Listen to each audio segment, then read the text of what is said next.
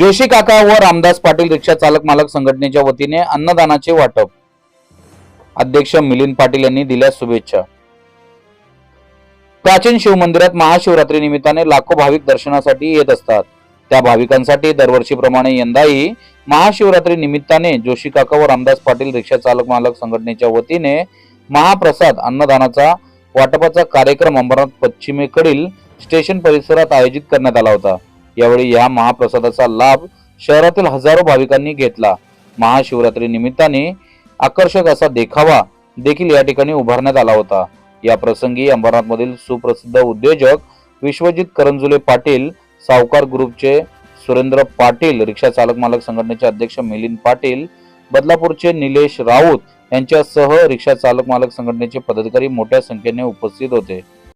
आज सर्वप्रथम सर्व अंबरनाथल्या सर्व रहिवाशांना आणि माझ्या रिक्षा चालकांना, रिक्षा मालकांना शिवरात्रीच्या हार्दिक शुभेच्छा।